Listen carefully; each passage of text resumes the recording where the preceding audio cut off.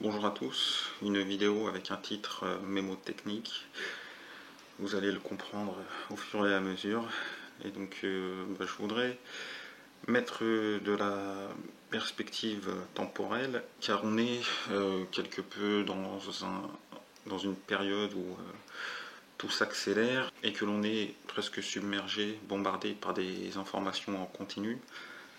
Et donc essayer de prendre du recul pour regarder une actualité qui est régulièrement traitée me semble important.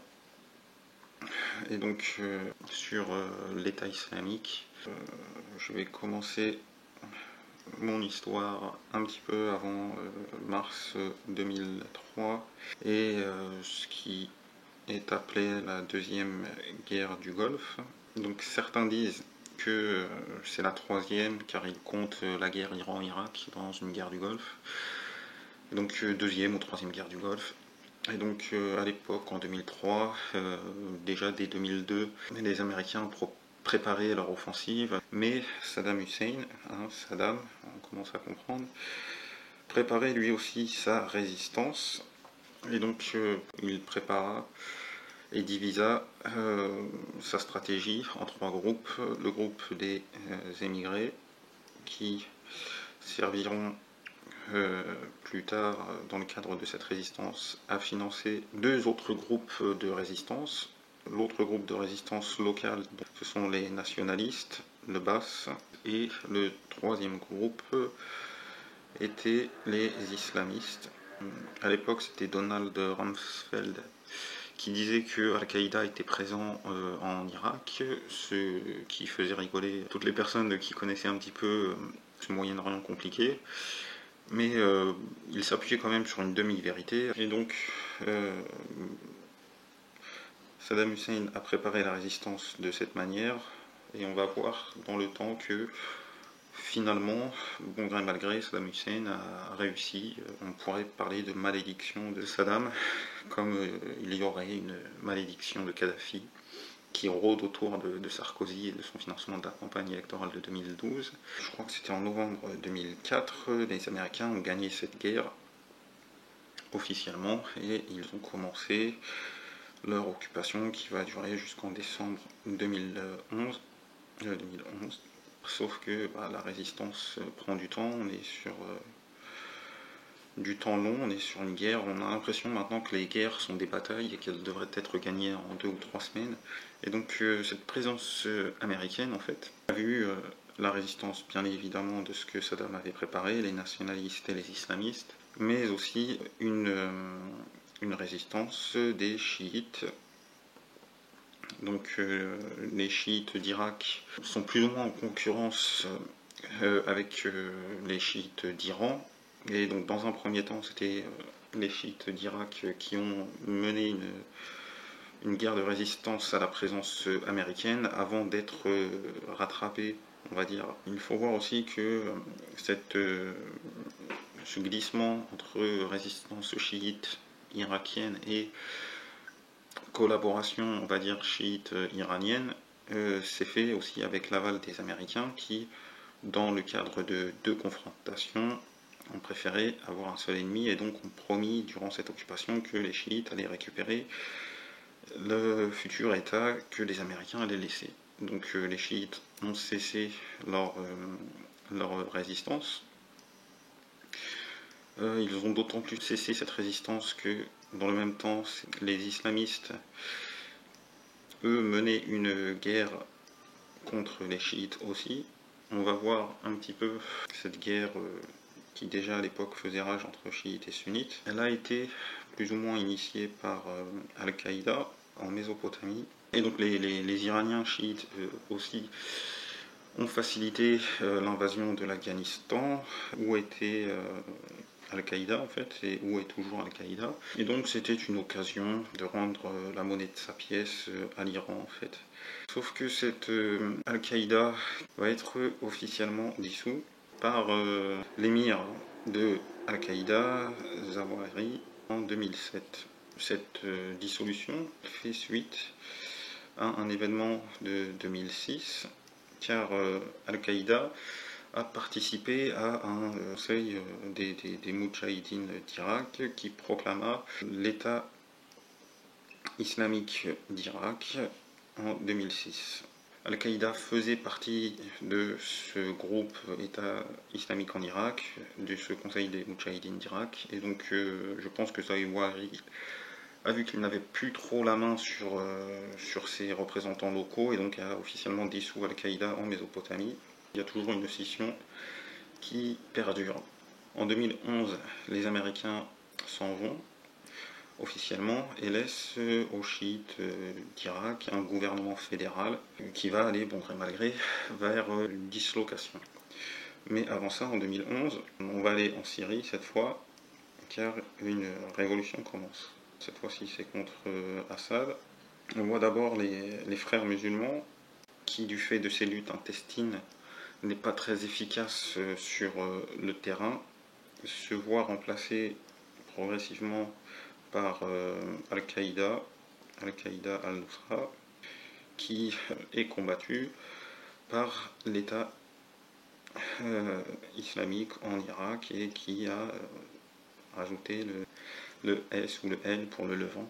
Et donc l'objectif de cette guerre, en fait, de cette exportation, c'est une guerre des ressources, car les financeurs émigrés que Saddam avait préparés ont beaucoup de mal à financer les islamistes, et du coup ces islamistes se retrouvent sans réelles ressources pour mener leur combat, et voient dans le Capharnaüm syrien une possibilité d'aller se financer. Et donc ils prennent la profondeur stratégique du front islamique, parce que les deux se sont plus ou moins alliés en fait, sous la bannière d'un front islamique, et prennent par là même pas mal de gisements et de ressources pour financer leur retour qui ne va pas tarder. On voit aussi que dans le cadre de cette opposition, ils étaient aussi opposés à une autre branche de la résistance à la présence américaine, et là ils s'opposent à une autre branche de la résistance à Assad. Donc c'est une certaine constance, de même que la guerre des ressources sera une constante dans leur retour en Irak. Avant cela, le retour en Irak, il faut se rappeler que le gouvernement, on va dire, fédéral à majorité chiite, c'est surtout vers la fin qu'il y a une purge du Bas. Les anciens nationalistes avaient réussi à glaner quelques strapontins dans ce gouvernement fédéral à majorité chiite, et de fin 2013, début 2014, il y a une purge que les sunnites majoritaires dans le Bas ressentent à raison ou à tort comme une provocation, comme un mouvement de stigmatisation, une guerre à leur rencontre qui est menée par le gouvernement fédéral. Et donc suite à cette purge du Bas, on voit dans toute la partie sunnite du pays s'organiser une résistance pacifique, à la manière de ce qui s'est passé en Espagne, de ce qui s'est passé aussi en Grèce. Les Irakiens sunnites en fait plantent des tentes dans la rue, sur des autoroutes aussi, et essayent d'entraver un petit peu par des manifestations ce qu'ils considèrent comme une mise à l'écart, comme leur mise à l'écart de la société, de la nation irakienne, quoi.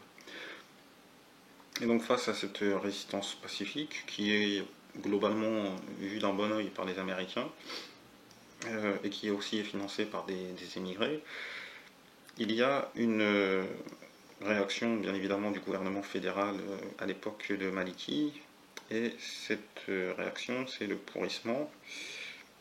On voit quand même que c'est sur une période de quasiment 6 à 8 mois, de 2013 à début 2014, et que pour mettre un terme à ce pourrissement, il y a une répression. Et donc beaucoup de résistants pacifiques sont jetés en prison quand ils ne sont pas tués. Donc ce pourrissement a permis, et donc les anciens Basses et les islamistes vont se mettre d'accord pour que en mai-juin 2014, l'État islamique revienne en Irak. C'était au premier Ramadan 1435. Et donc dans quelques semaines, dans 2 semaines, il va fêter son anniversaire. Et donc on voit dans État islamique, les deux composantes que Saddam avait mises en place, à savoir les nationalistes par le biais du mot État et islamique par le biais de islamistes. Et donc on peut dire que c'est une malédiction de Saddam Hussein qui se concrétise dans cet État islamique. Donc l'hypothèse farfelue, suite à cette mise en perspective, ça serait aussi une petite réponse, un petit clin d'œil au colonel Joli-Coudron. C'est que pour moi, il n'y aura pas de bataille de Damas. Il y a des éléments qui nous permettent de penser que cette bataille n'aura pas lieu. C'est que Damas n'est pas une priorité stratégique. On voit souvent que dans cette guerre des ressources, l'État islamique mène d'abord l'offensive sur des ressources avant de s'en prendre à la ville, au pôle urbain avoisinant pour extraire ces ressources, pour les diffuser et les revendre. Et donc Damas n'est pas une priorité stratégique dans cette guerre de ressources. On peut aussi penser que cet État islamique au Levant, entre parenthèses, il l'a été plus tard, et que dès 2006 c'est juste État islamique en Irak, n'a pas comme priorité Damas, mais a plus comme priorité, si ça devait être une grande métropole, une victoire symbolique, ça serait plus Bagdad.